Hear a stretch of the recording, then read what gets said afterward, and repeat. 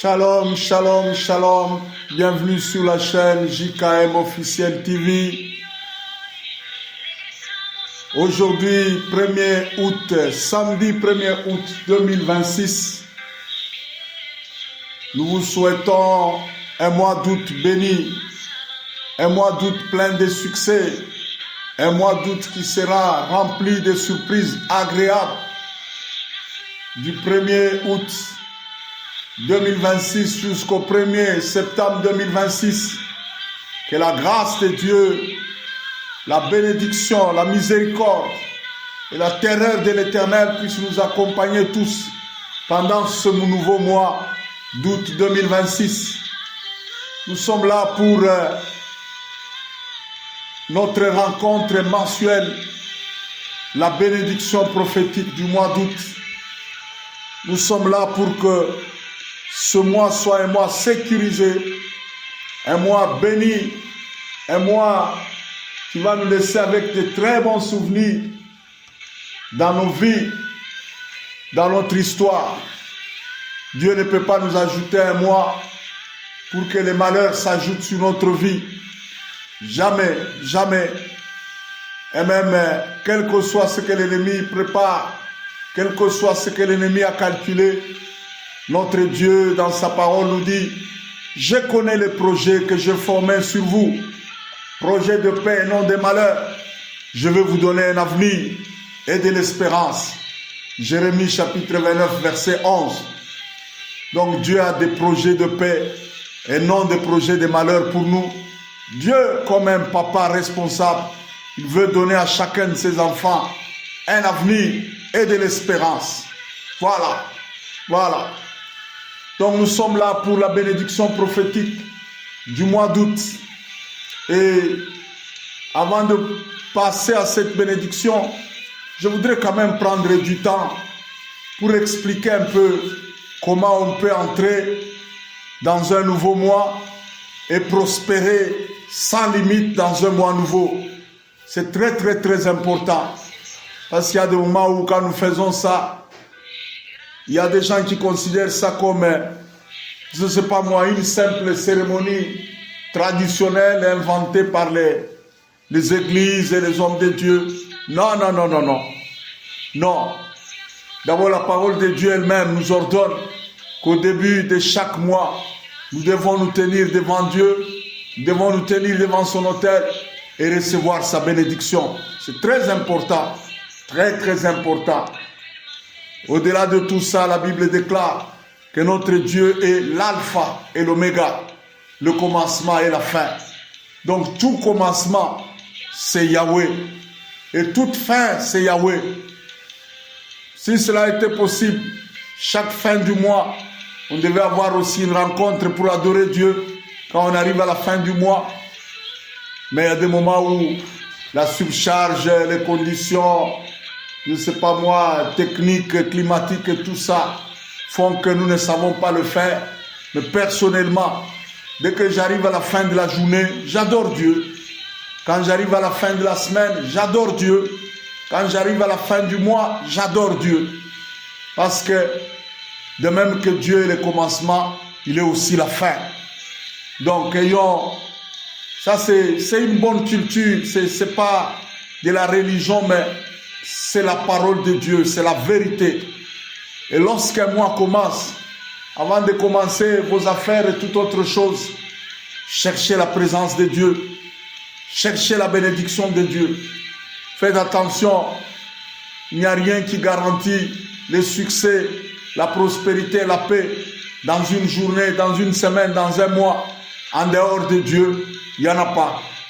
Tu peux être bourré d'argent, je ne sais pas, tu as trop de moyens, tu as un carnet d'adresses fourni, enrichi, tu as des relations et tout ça. Tu peux être marié à un homme friqué, un homme qui te garantit maintenant un futur et tout ça. Et, ma soeur, c'est pas ça la garantie. La Bible dit ne te vante pas du lendemain, car tu ne sais pas ce qu'un jour peut enfanter. Alors je voudrais d'abord expliquer comment on peut entrer dans un mois nouveau. Comment on peut entrer dans un mois nouveau, dans une année nouvelle, dans une semaine nouvelle et garantir notre paix notre prospérité et notre succès dans un mois nouveau. Je sais que chaque fois que le mois commence, il y a des hommes de Dieu, il y a des chrétiens, des chrétiennes, des serviteurs, des servantes de Dieu. C'est devenu maintenant, bon, monnaie courante, là, chacun s'élève, il déclare des histoires sur ces mois, comme le mois d'août qui vient de commencer, c'est le 8e mois de l'année civile. Il y en a qui s'élèvent, ils commencent à dire, le chiffre 8, ça veut dire ça, ça veut dire ça. Il y en a qui sont sincères, qui sont inspirés par le Saint-Esprit, qui les déclarent, ça aura des effets. Il y en a aussi qui s'amusent comme ça et ils déclarent, comme le mois de juillet qui s'est terminé. Oh, le mois de juillet, 7e mois, c'est le mois du repos. Dieu s'est reposé le 7e jour. Écoutez, d'abord, il y a un problème sérieux. Le calendrier que nous avons actuellement, nous, c'est un calendrier romain. Ça n'a rien à voir avec le calendrier biblique. Le seul calendrier qui est proche du calendrier biblique, c'est le calendrier hébraïque. Quand nous nous comptons le 7e mois, tout ça, bon, les Juifs sont dans un autre calcul. Et puis au-delà de tout ça, Dieu, après la Pâque, à partir de la Pâque en Égypte, Dieu a changé le calendrier. Même dans le calendrier juif là, il y a un calendrier civil et puis un calendrier prophétique. Dieu marche avec le calendrier prophétique, Dieu ne marche pas avec nos calendriers civils ici et nos calculs d'hommes. Bon, ça c'est pas notre affaire, mais nous voulons dire ceci. Quand un mois nouveau a commencé, la chose la plus importante qu'il faut savoir, selon les Écritures, c'est que entrer dans un nouveau mois, c'est pas différent d'entrer dans une nouvelle terre, d'entrer dans un nouveau territoire, de fouler ses pieds dans un nouveau terrain. C'est pas différent, c'est pas différent. Donc, quand tu entres aujourd'hui, tu te retrouves la 1er août. La même ville où tu vis là, le même pays où tu vis là, un mois nouveau vient de commencer. Sache que des réalités tout à fait nouvelles t'attendent. Ce même environnement où tu vis chaque jour là. Peut-être que tu es né là-bas, tu as grandi là-bas. Lorsqu'un mois nouveau commence, il y a des réalités nouvelles qui commencent. C'est comme si tu entrais sur un terrain nouveau. Et qu'est-ce qu'il faut faire lorsqu'on foule ses pieds sur une terre nouvelle? Lorsqu'on foule ses pieds sur un territoire nouveau, qu'est-ce qu'il faut faire? La première des choses, ça c'est fondamental. Ce n'est pas d'abord prophétique ce que je dis ici. Ça c'est fondamental, c'est apostolique. Ce sont des lois divines auxquelles on ne peut pas se dérober. Ignorer ces lois, mépriser ces lois, ça peut nous coûter très cher et nous risquons de payer chèque, de payer cash et de payer des conséquences qui peuvent nous laisser avec des cicatrices et des souvenirs très douloureuses. Et parfois on ne saura même pas que c'est telle loi que j'ai négligée, telle loi spirituelle et qui m'a causé ça. Donc ce que je suis en train de parler ici, ce sont d'abord des lois surnaturelles qu'on ne peut pas négliger. Entrer dans un nouveau mois n'est pas différent d'entrer sur un nouveau territoire, d'entrer sur une nouvelle terre. Lorsqu'on entre dans une nouvelle terre, la chose primordiale à faire, c'est ce que Noé avait fait quand il est sorti de l'arche. Lisons un peu cette histoire de Noé là. Quand Noé est sorti de l'arche, quelle est la première des choses que Noé a faites? Je crois que c'est dans Genèse chapitre 8. Genèse chapitre 8. Nous pouvons commencer à partir du verset 15. Alors Dieu parla à Noé en disant: sors de l'arche, toi et ta femme, tes fils et les femmes de tes fils avec toi. Fais sortir avec toi tous les animaux, toutes chair qui sont avec toi, tant les oiseaux que les bétails, et tous les reptiles qui rampent sur la terre, qu'ils se répandent sur la terre, qu'ils soient féconds et multiplient sur la terre. Noé sortit avec ses fils, avec sa femme et les femmes de ses fils, tous les animaux et tous les reptiles, tous les oiseaux qui s'émeuvent sur la terre selon leur espèce. Écoutez ce que Noé a fait. Dès qu'il sort de l'arche, vous savez que quand le déluge est venu, Dieu a ordonné à Moïse et à Noé plutôt et à sa famille d'entrer dans l'arche, et ils sont restés dans l'arche pendant plus de 6 mois.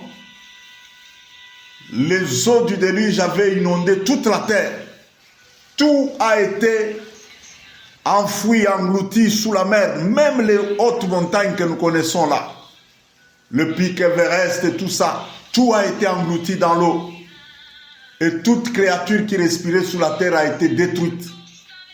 Il a fallu attendre plus de 6 mois pour que les eaux puissent se dessécher graduellement. Et lorsque la terre a été complètement desséchée, Dieu lui-même qui a créé la terre là, il connaissait.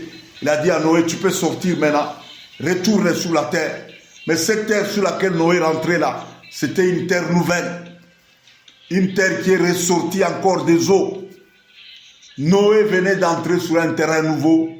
Noé venait de commencer une vie nouvelle. Regardez ce que cet homme qui connaissait bien son Dieu. Au verset 20, on nous dit quoi? Noé bâtit un autel à l'Éternel. Il prit de toutes les bêtes pures et de tous les oiseaux purs. Il offrit des holocaustes sur l'autel. L'Éternel sentit une odeur agréable. Et l'Éternel dit en son cœur, je ne maudirai plus la terre à cause de l'homme, parce que les pensées du cœur de l'homme sont mauvaises dès sa jeunesse. Je ne frapperai plus tout ce qui est vivant comme je l'ai fait. Tant que la terre subsistera, les semailles et la moisson, le froid et la chaleur, l'été et l'hiver, le jour et la nuit ne cesseront point. Noé sortant de l'arche, son premier geste, sa première priorité a été celle de bâtir un autel. Est-ce que vous savez que une terre sur laquelle on ne bâtit pas un autel, cette terre-là spirituellement n'a pas d'identité. C'est comme, on appelle ça comment en politique et en sciences économiques et aussi en sciences politiques. Voilà, il y a des endroits qu'on appelle une zone de libre-échange. C'est que ce terrain-là n'appartient à personne. Toute personne peut venir exploiter ce terrain-là et faire tout ce qu'il veut sur ce terrain-là. Et en politique, on appelle ça, et aussi en sciences économiques, on appelle ça une zone de libre-échange. C'est comme mon pays ici, la RD Congo. Quand on avait créé l'État indépendant du Congo et à la conférence de Berlin, tous les Blancs se sont convenus pour dire la RD Congo sera une zone de libre-échange. Donc chaque puissance étrangère a le droit de venir, d'exploiter les richesses qui sont sur ces territoires-là et librement là. Une terre sans autel, c'est une zone de libre-échange. Tous les esprits viendront s'amuser là-bas. Ça n'appartient à personne. Pour que la terre sous laquelle tu foules tes pieds ait une identité surnaturelle, tu dois y bâtir un autel. Et lorsque tu bâtis l'autel à l'Éternel, c'est fini. Cette terre, elle prend l'identité de Yahweh, elle devient la propriété de l'Éternel. Dieu vient régner sur cette terre-là. Dieu vient imposer son règne, son royaume et sa volonté sur cette terre-là. De la même façon, quand un mois commence comme ça, la première des choses à faire, c'est bâtir l'autel. Et aujourd'hui, les autels, c'est quoi? Notre autel aujourd'hui, c'est Jésus-Christ. Notre autel aujourd'hui, c'est le sang de l'aspersion. Mais notre autel, c'est aussi toute plateforme que, en tant qu'Église, nous érigeons et nous consacrons à Dieu et nous disons ici est notre lieu de rencontre avec Dieu. Ça devient un autel. C'est comme le ministère ici, Genoux fléchis pour la paix et la prospérité des nations. C'est un autel numérique qui a été bâti pour la paix et la prospérité des nations africaines et aussi de toutes les nations du monde. Donc cette plateforme, c'est aussi un autel. Donc quand tu commences un nouveau mois, la première des choses, c'est d'aller à l'autel de Dieu. Et le rôle de l'autel, c'est quoi? L'autel est là pour recevoir nos sacrifices, nos offrandes à l'égard de Dieu. L'ignorance de Dieu fait que les gens souffrent beaucoup. Quand un mois comme ça commence, je vois des gens qui décrètent des jeûnes et des prières, une journée de prière, je ne sais pas moi, 2 jours de prière et tout ça, c'est pas mauvais. Mais si vous n'avez que vos prières, si vous ne dites que des requêtes à Dieu, c'est pas ça bâtir l'autel. Quand tu donnes, tu demandes des choses à Dieu, tu lui dis, oh, fais ceci pour moi, fais ceci pour moi, fais ceci pour moi, et chasse les démons, couvre le moi par ton sang, protège mes enfants contre les esprits des morts, que les sorciers ne voient pas. Tu as fait juste une liste de requêtes à Dieu. C'est pas ça l'autel. Quand on n'offre rien à Dieu, quand on ne sacrifie rien à Dieu, il n'y a pas d'autel. Je sais que ça fait mal. Ça fait mal quand on dit ça, mais celui qui vous parle ici, il vous parle selon l'expérience, je ne vous parle pas par théorie. Je suis déjà passé par toutes ces expériences-là, jeûne, prière et tout ça. Et je me souviens une fois là, une année, on voulait commencer l'année, j'ai dit, en tout cas, je dois décréter 30 jours de jeûne et prière pour toute ma famille. Et il faut que l'année qui vient soit une année différente et tout ça. J'ai beaucoup souffert, et tout ça. Mais à un moment, le Saint-Esprit m'a dit, écoute, cherche une offrande, va à l'autel de Dieu là, l'autel de ton église propre là, va à l'autel, offre, je ne sais pas, j'avais pris ces 365, c'est quoi, un chiffre comme ça, qui symbolisait toute l'année là. Je suis allé, j'ai offert, quelques minutes après avoir offert là, tous les fardeaux, toute la peur, tout le poids que j'ai ressenti sous la nouvelle année là, j'ai senti que tout est parti.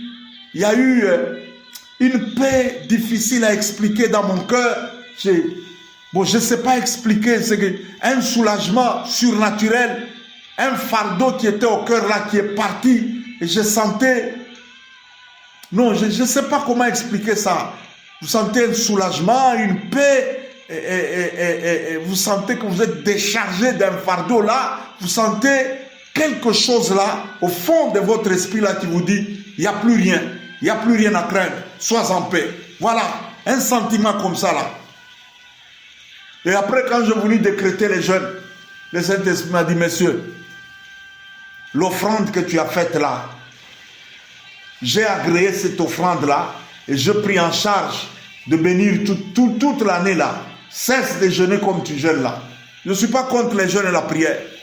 Mais écoutez, l'autel, les sacrifices et les offrandes agissent plus puissamment que les jeûnes et la prière. Ah, je vous le dis, je n'ai pas le temps d'aller en profondeur ici. Si vous avez le temps, je vais laisser en description. Il y a des livres comme Le mystère des autels. Et comment prospérer sans limite, tout ça est brisé, vos obstacles, tout ça. Il y a plein de livres que j'ai déjà écrits comme ça. Je vais les laisser en description. Donc, numéro 1, vous entrez dans un mois nouveau. Sachez que vous entrez sur un terrain nouveau. Et vous, et votre femme, et votre mari, et vos enfants, et vos affaires, et tout ça. Bâtissez un hôtel. Allez devant Dieu. Offrez. Regardez Noé, il n'y a aucune prière qu'on mentionne ici. Il n'y a aucune requête qu'on mentionne ici. Il faut qu'on ait le temps de bien méditer, de bien étudier les Écritures. On nous dit qu'il a bâti seulement un hôtel. Il a pris de tous les animaux qu'il avait dans l'arche là. Il a pris les animaux purs. Donc les animaux que Dieu a acceptés sur son hôtel. Et les oiseaux purs. Ça veut dire les oiseaux que Dieu a acceptés comme offrande sur son hôtel. Allez. Il a consumé ça à Dieu. On dit Dieu a senti cette bonne odeur-là. Ah, le Seigneur a commencé à déclarer des histoires pas seulement sur Noé. Ce que Dieu a déclaré là, dans Genèse chapitre 8, ce sont des décrets dont nous bénéficions jusqu'aujourd'hui. L'Éternel a prononcé des décrets de miséricorde tels que malgré les péchés, malgré la mentalité mauvaise des hommes là, certaines choses, il ne les fera plus.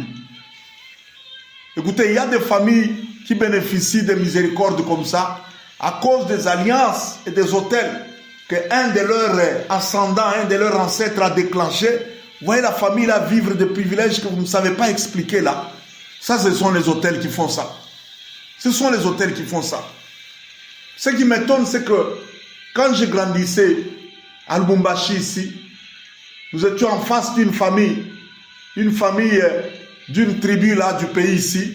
Cette tribu là, ils ont des coutumes et des traditions très proches de celles des Juifs là. Hein, le peuple Luba, on les appelle des Luba ici. Chaque début de l'année, le papa de nos amis là, qui étaient nos voisins, c'était lui l'aîné de cette famille là. Il appelait toute sa famille, ses frères, ses sœurs et tout ça. Et on venait avec des chèvres et tout ça. Il y avait une petite cabane qui était construite au coin de leur parcelle là.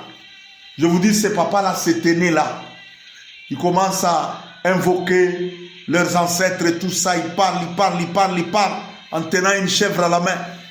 Curieusement, il y avait des moments où, sans abattre la chèvre là, ils parlent devant l'autel là. À un moment, vous voyez la chèvre tomber d'elle-même là, et elle expire, sans qu'elle soit égorgée.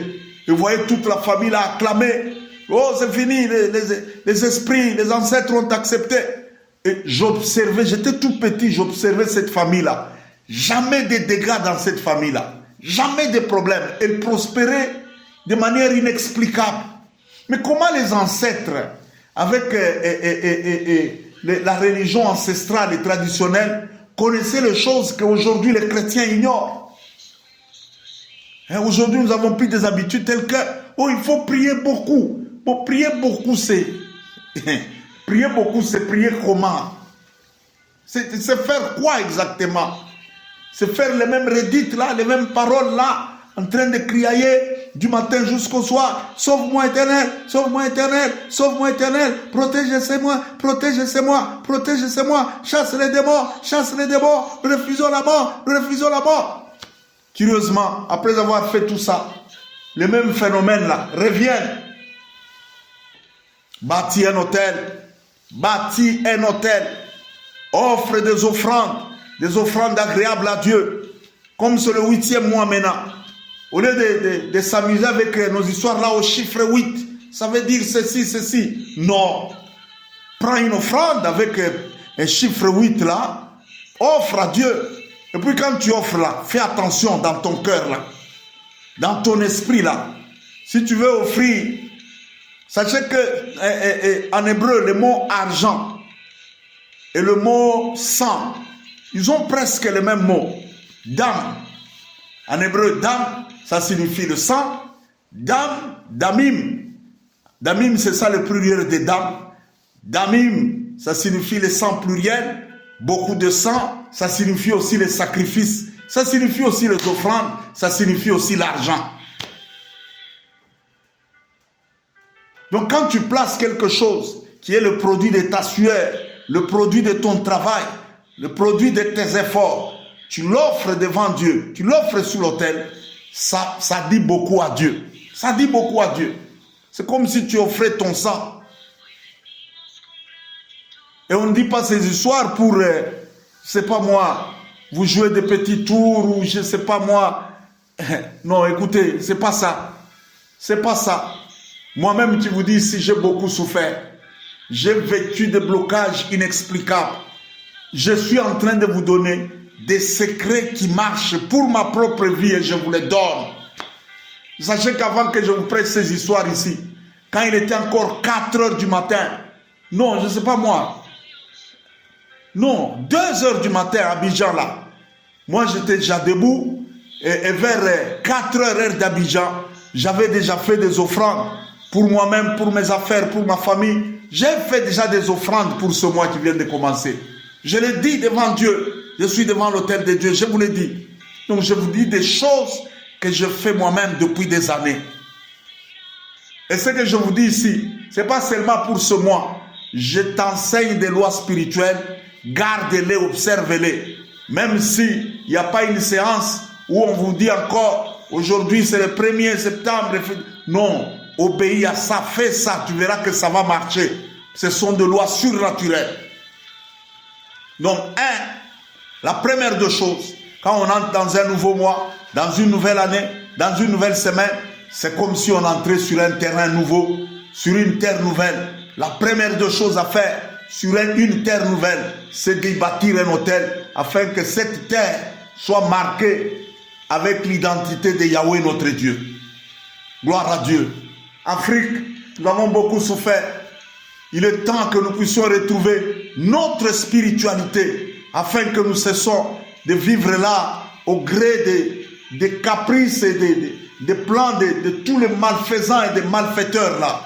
La première des choses qui nous garantit succès et prospérité, c'est l'autel. Bâtir l'autel. Deuxième loi spirituelle. Lorsque tu commences un nouveau mois, c'est comme si tu commençais un nouveau voyage. Quand quelqu'un est en train de voyager vers une terre inconnue, vers une destination inconnue, qui n'a jamais fréquenté tout ça, il est dans l'incertitude. Il ne sait pas qu'est-ce qui va m'arriver là-bas, qu'est-ce qui arrivera là-bas. Son futur est incertain. C'est comme ça avec chaque nouveau mois qui commence. Et le riche et le pauvre, aujourd'hui 1er août là, personne n'a la certitude que ça va aller, je vais réussir.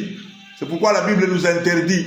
Dis quand tu veux parler, dis, ne dis pas, je vais me lever, je vais aller tel part, je vais faire des affaires et je réussirai. Mais il faut que tu dises, si Dieu le veut, si Dieu le veut.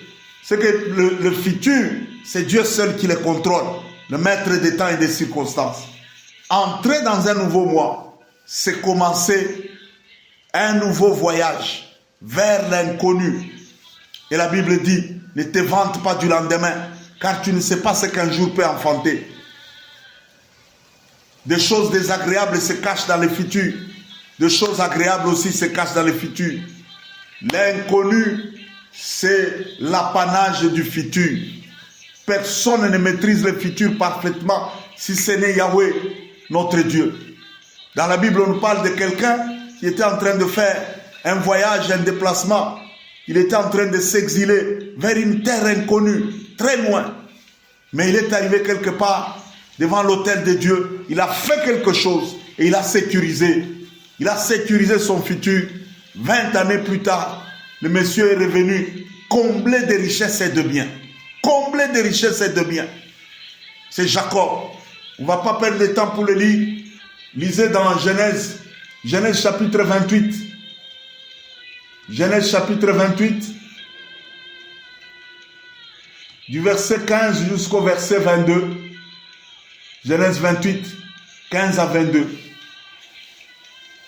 Jacob était en train de fuir.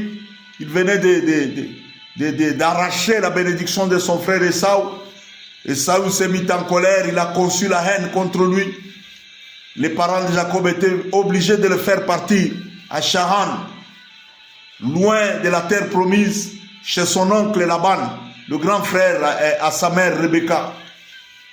Il partait les mains vides. Il partait dans l'insécurité, dans l'inquiétude totale, ne sachant pas qu'est-ce qui va lui arriver. Et évidemment, il avait raison là où il allait là.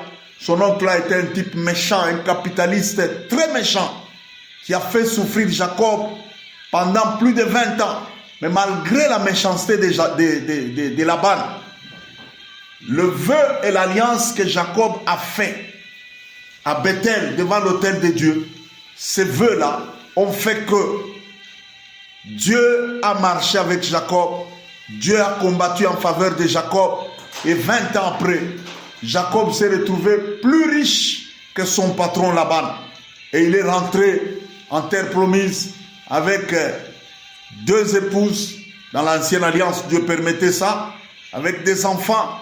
Et lui seul, l'entreprise qu'il avait là, lui-même le dit devant Dieu en rentrant. Il dit, Éternel, je suis trop petit pour les grâces que tu viens de me faire.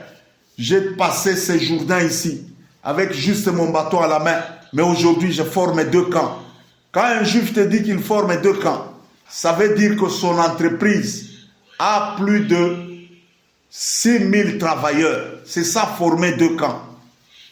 C'est une entreprise de plus de 1200 travailleurs. Et quelqu'un comme ça, ce n'était pas n'importe qui. Donc, La deuxième des choses qu'il faut savoir, c'est la loi de l'alliance. Quand vous savez vous tenir à l'autel de Dieu et faire des alliances avec Dieu, et une alliance c'est quoi? C'est deux personnes qui se mettent dans un contrat, et dans ce contrat-là, chacun promet des choses à son partenaire. Jacob a fait une alliance avec Dieu. On dit Jacob s'éveilla de son sommeil, il dit certainement Dieu est en ces lieux, moi je ne savais pas. Ces lieux est redoutable, c'est la maison de Dieu. Jacob s'éveilla de bon matin, et tout ça. Il donna à ces lieux le nom de Bethel, ça veut dire la maison de Dieu. Et il dit, Jacob fit un vœu en disant, si Dieu tu es avec moi et tu me gardes pendant ce voyage que je fais, si tu me donnes du pain, des habits, si je retourne en paix dans la maison de mon Père, alors toi, Éternel, tu seras mon Dieu. Cette pierre, en ces lieux, là où j'ai fait ces songes, je vais la construire comme la maison de Dieu. Je te donnerai la dîme de tout ce que tu me donneras. Voilà, c'est ça un vœu, c'est ça une alliance. Seigneur, je marche vers l'inconnu. Je ne sais pas ce qui m'attend dans ce mois d'août. Si tu me bénis, si tu me protèges, si tu me fais prospérer, si tu gardes moi, ma maison et tout ce qui est mien, et même ma nation, si tu me permets d'atteindre tel objectif, Seigneur, je reviendrai ici à ton hôtel. Je ferai ça et ça et ça. Quand tu fais un contrat comme ça avec Dieu, fais attention de ne pas oublier ça. Note ça très bien. Note ça très bien quelque part. Et même c'est bien de chercher un homme de Dieu qui sera témoin de ton alliance là. Homme de Dieu, je viens de faire tel vœu pour le mois d'août ici. Si Dieu accomplissait ça pour moi, moi aussi je vais faire ça pour lui. Voilà, je voudrais que toi tu veilles sur cette alliance. Et dès que Dieu aura accompli cela, que tu puisses m'aider à ne pas oublier mon vœu, à ne pas oublier mon alliance. Donc, la loi de l'alliance, c'est la deuxième loi pour sécuriser un mois nouveau, une année nouvelle qui commence. Tu es dans des difficultés, tu es dans des problèmes, rien ne marche pour toi. Fais une alliance avec Dieu. Dieu est fidèle. Dieu n'oublie jamais l'alliance. Il est le garant de nos alliances. Et il a la toute puissance pour que toute alliance qu'on a faite avec lui, il puisse l'accomplir, le réaliser, afin que, ayant réalisé ce que nous lui avons demandé, que nous aussi, en retour, nous puissions accomplir ce que nous lui avons demandé. Fais une alliance. Bon, je ne t'oblige pas, parce que la Bible dit, si tu fais un vœu devant Dieu, et que tu l'oublies, ça sera un péché. Donc réfléchis très bien. Ne sois pas pressé pour faire des alliances avec Dieu, mais sache que les alliances et les vœux sont une arme très puissante pour garantir la bénédiction de Dieu sur notre futur. Et la Bible dit quoi? C'est la bénédiction de l'Éternel qui enrichit et ne se fait suivre d'aucun chagrin. Donc quelque chose que tu as reçu par alliance avec Dieu, il n'y aura jamais de chagrin derrière. Un mariage que tu recevras par alliance avec Dieu, il n'y aura pas de surprises désagréables dans ce mariage-là. Oh, je ne savais pas. Cet homme vraiment, c'est un démon. Non. Dieu ne te donnera jamais un démon. Mais il faut que tu saches réaliser l'alliance. Seigneur, si tu me bénis, si tu me visites, tu me donnes un mari qui va m'aider, qui sera mon soutien, qui va prendre soin de moi et qui sera aussi quelqu'un qui va me conduire, me pousser vers les choses de Dieu. Je te servirai toute ma vie. Je ferai ceci, ou je commencerai à chanter pour toi, ou quoi, je ne sais pas là. Attention, quand tu fais des alliances, n'oublie pas. Quand tu fais un vœu, n'oublie pas. Donc la première loi, c'est la loi des autels. La deuxième loi, c'est la loi des alliances. C'est elle qui garantit notre futur, c'est elle qui garantit notre sécurité et notre bien-être dans un mois nouveau qui commence. Et enfin, la troisième loi, c'est la loi de la bénédiction, la loi de bénédiction sacerdotale. Vous savez, un mois qui n'est pas béni, c'est un mois qui n'est pas couvert par la présence de Dieu. Un mois sous lequel un sacrificateur n'a pas déclaré de parole de bénédiction sur votre mois, ce mois-là n'est pas sécurisé. N'importe quoi peut agir sur ce mois-là.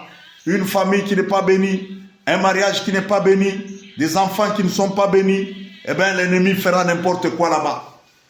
Dieu lui-même dit au sacrificateur, vous bénirez ainsi mon peuple et vous mettrez mon nom sur eux et alors moi l'Éternel je descendrai pour le bénir. Donc quand un homme oint ou une femme ointe, établie, instituée par Dieu, déclare des paroles de bénédiction sur toi, sur ta maison, sur tes affaires, sur ton mois, ce mois-là devient sécurisé. Donc il faut que nous apprenions à rechercher la bénédiction de la part de ceux qui nous sont supérieurs. Parce que la Bible dit en hébreu, à coup sûr et sans contredit, c'est le supérieur qui est béni par l'inférieur. Vous savez, la plupart des gens qui prospèrent et qui réussissent là, ils sont l'addition, la sommation de plusieurs bouches bénies qui ont déclaré sur eux. Moi qui vous parle ici, il y a plein d'hommes de Dieu, plein de parents, plein des aînés, et biologiques, et spirituels, qui ont déjà déclaré des histoires sur moi. Et ces choses-là constituent une couche de sécurité, de protection, une couche de garantie sur ma vie. Tu peux être dans une famille où personne ne réussit, ne prospère, mais lorsque tu arrives à susciter des paroles de bénédiction venant des personnes ointes et établies, ces paroles-là vont te garantir de réussir là où tout le monde dans ta famille ne réussit pas. C'est pourquoi il faut faire attention avec toutes les personnes établies devant Dieu, qui ont la parole de bénédiction, qui ont l'ordre et l'autorité de bénir. Il ne faut pas parler en mal de ces gens-là. Même s'il a ses défauts, évite-les. Évite-les. Si tu vois qu'il est devenu une personne incontrôlable et qui commence à se comporter bizarrement là, fuis-le à la plante de pied, fuis-le. Mais parler en mal des hommes qui ont le pouvoir de te bénir là, c'est annuler toutes les bénédictions qui sont sur ta vie là. C'est très dangereux ça. Il ne faut jamais faire ça. Et cette loi de la bénédiction là, c'est dans Nombre chapitre 6, versets 22 à 27. C'est la loi de la bénédiction.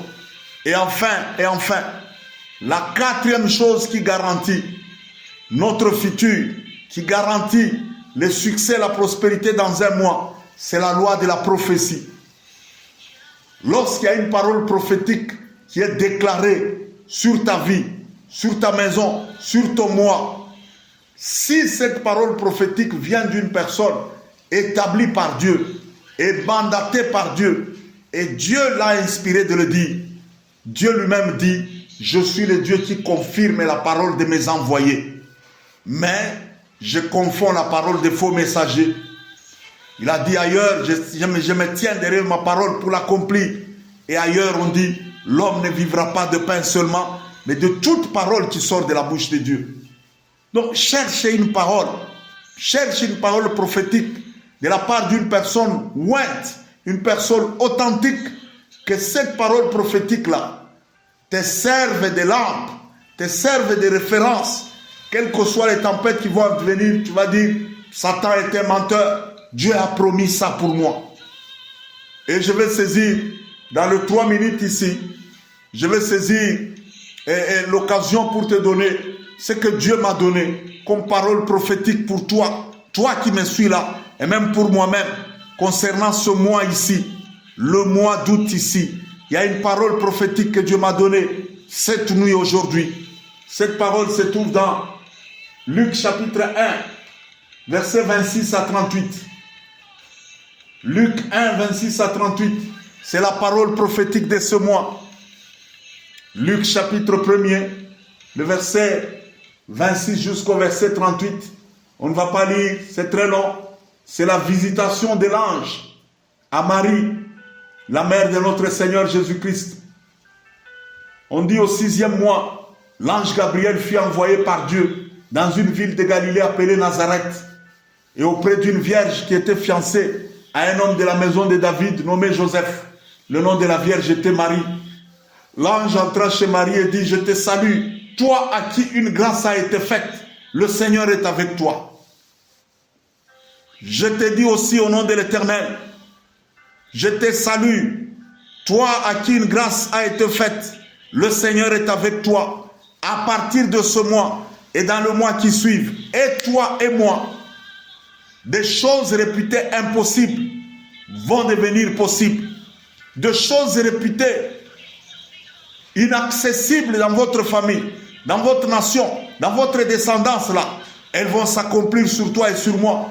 Dieu va faire ce qu'il ne s'est jamais fait dans nos vies, dans nos familles, dans nos descendances et dans nos nations. Dieu va nous visiter pour accomplir l'impossible, car rien n'est impossible à Dieu. Ce mois va marquer le début d'une visitation et le chalo merazo sérédé. Et les choses que Dieu va faire sur toi et sur moi à partir de ce mois d'août ici seront des choses telles que et la génération présente et les générations futures dans ce monde parleront de nous. De même que nous lisons et nous parlons de Marie aujourd'hui, parce que Dieu l'avait visitée, elle est devenue la mère de notre Seigneur Jésus-Christ. Dieu va te visiter, Dieu va me visiter dans ce mois d'août ici. Et à partir de ce mois, ton histoire et mon histoire vont changer. Je l'ai dit devant l'Éternel, au nom de Jésus-Christ, je l'ai dit selon le mandat que j'ai reçu, la parole que j'ai reçue en cette nuit du 1er août. Là, le mois d'août ici sera un mois de visitation pour toi et pour moi. Une grâce particulière a été libérée sur toi et sur moi par l'Éternel Yahweh lui-même. Et cette grâce va faire que les choses impossibles dans nos vies, les choses impossibles dans nos familles, les choses impossibles dans nos nations, les choses impossibles dans la race noire, dans la race africaine, dans le continent africain, les choses impossibles dans l'humanité ici, elles vont se faire, elles deviendront possibles pour nous. Dieu a une chose impossible pour toi qui va devenir possible. Dieu a une chose impossible pour moi et qui deviendra possible. Croyons seulement et disons comme Marie, je suis le serviteur du Seigneur, qu'il me soit fait selon sa parole. Toi aussi, si tu es femme, dis, je suis la servante du Seigneur, qu'il me soit fait selon sa parole.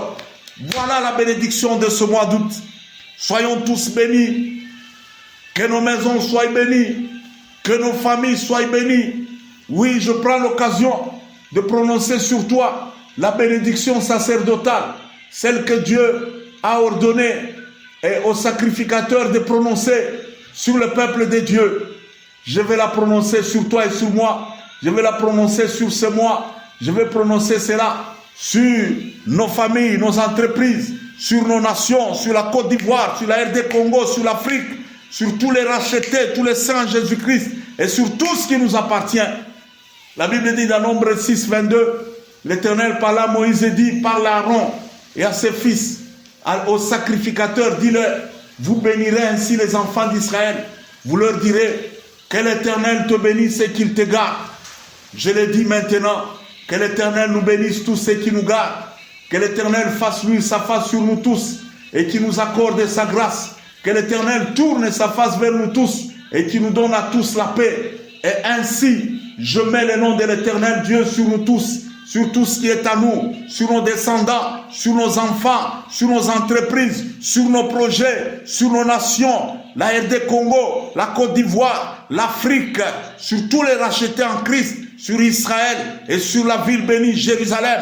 Je mets le nom de l'Éternel sur nous et ainsi l'Éternel nous bénit et il nous bénira et dans ce mois et dans les restants de nos jours. Au nom de Jésus-Christ. Amen. Amen. Amen. Voilà, nous avons terminé ce service de bénédiction prophétique du mois d'août. Que le Seigneur soit avec vous. Souvenez-vous qu'il faut, comme première loi primordiale, selon bâtissons des hôtels pour ce mois d'août. Si tu as la conviction de le faire sur cette plateforme, fais-le. Nous allons laisser les liens en bas. Si tu as la conviction de le faire dans ton église, devant l'autel de ton église, si tu en as la conviction, fais-le au nom de Jésus-Christ. Soyons tous bénis et très bon mois d'août, excellent mois d'août, que les témoignages fusent de manière continuelle du 1er août jusqu'au 1er septembre, qu'il n'y ait que de bonnes nouvelles sur toi, sur moi et sur chacun de nous. Et maudit soit celui qui nous maudira et béni soit celui qui nous bénira. Qu'il en soit ainsi pour nous, pour tout ce qui est à nous et pour nos nations, au nom de Jésus-Christ. Amen, amen, amen.